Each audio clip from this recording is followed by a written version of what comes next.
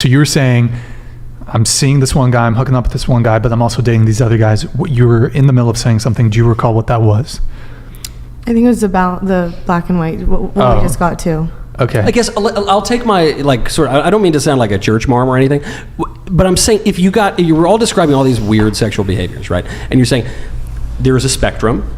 And on this spectrum, let's go from the one end, it's the most trad, good, like wholesome thing where it's just you and your husband and you've got this good life, right? And then on the other end, it's you with like 7 dudes and a chihuahua and I don't know, like all this weird stuff going on, right? And so on that spectrum is actually just like good, normal, flourishing what makes for you? Normal? For you? No, for everybody, for all of human history. No. Until like so you're 5 minutes ago. That? No, I'm just looking at history and I'm looking at also philosophy and I'm looking at also I feel like there's been a lot of terrible things that have happened in history. So why are you looking back at history? I mean, for a long time, that's always been good, but now we have a different look on love. Personally, I don't think hookup culture is great, but a lot of guys will not commit. So you don't want them. But can't you make them? Like, not to be no, because then you come off as why crazy, would they buy the or you come off as clingy, or do you know how many? Donated $200. These modern women on panels hate it when someone says something is objectively wrong. Modern women hate accountability, especially when it comes to having consistent morals and ethics. Things are black and white. It's whether you decide to see it or not. Sam, go ahead. I think men also hate accountability because, like we said, we pulled out the stats. Men are leaving their kids, and that is the main problem with the world today. Thank you. Well, there was something roughly.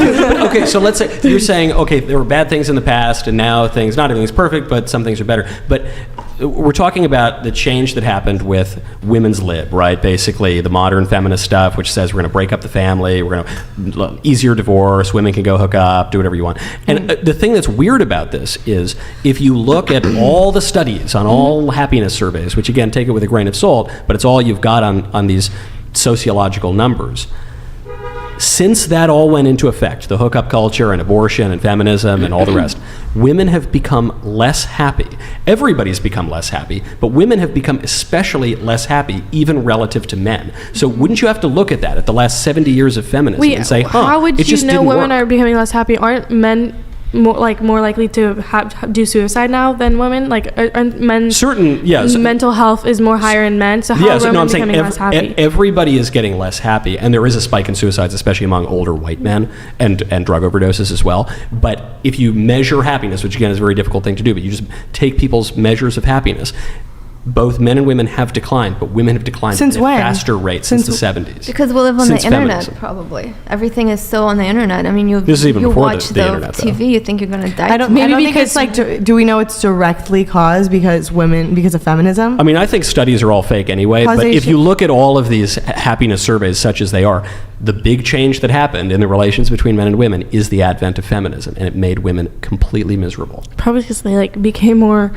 eye-opened and realized, whoa, my life is shit when you do something That's exactly what happened. What they would do, in the New York Radical Women's Groups, these happy women who had good husbands and families would show up happy, I'm not even joking, and they would go through these struggle sessions and they would raise their consciousness and they would leave miserable. And this happened again and again at these meetings, and that's what happened to the whole society over the last 60 years. Wait, isn't this the same thing as ignorance is bliss? Yeah, I feel like they were ignorant before. They opened their eyes from the Matrix or whatever the pill. That's what the feminists say. But no, I think they actually were much better adjusted to reality before, and then they were told a bunch of lies by the feminists about their nature. When they weren't controlling their own lives and everything was dictated on their husband.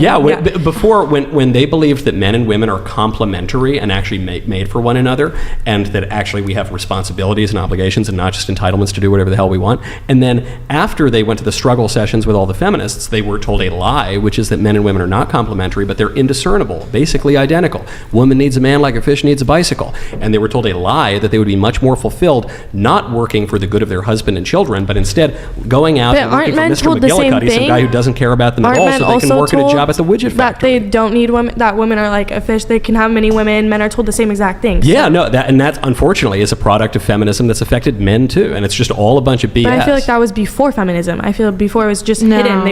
Yes, men. No, no. Yes, men could cheat on their wives so much more easily. No, because we're allowed sex without marriage. That's why people don't want to marry anymore. Bingo. Okay, Bingo, I understand baby. hookup culture is a problem, but when there wasn't hookup culture, men were allowed and they had this freedom of being to cheat on their wives and to get away with it. There were mores and even laws against adultery and fornication. Yeah, but no one would care. They would just turn a blind eye. No one would. Depends what you mean by no one. I mean, sure, men have been cats for all of human history. Hold on just a sec, guys. Super chatted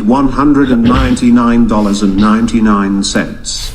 Girl in the middle, men abandoning his duty as father is one issue. But you're forgetting that it is the woman's fault for making a baby with him. Since you argued that women are the final decision makers of intercourse, women bear the responsibility of it.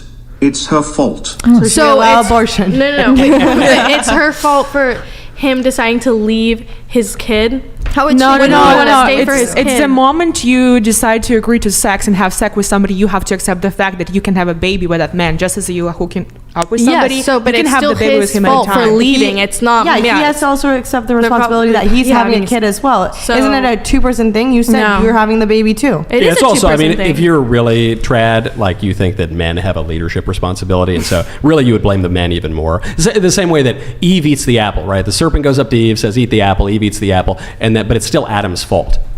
It's not very feminist, but that's the way it goes in the book. Well, I'm not religious. it's- We're cutting back to this religion Yeah, thing that I'm none of not us are going to religious. agree on. I think it's fault of both men and women. Yes, I think it's it's both. It's the way that our society is right now. I'm kind of He the was same age wanting as to eat you, the apple and but convince like I have a everyone. sister that's 10 years younger, and I'm like horrified. I feel so bad for her. Oh, Just yeah. because she's growing up in this world where, well, first of all, you grow up on the internet and there's a lot of toxic things you see.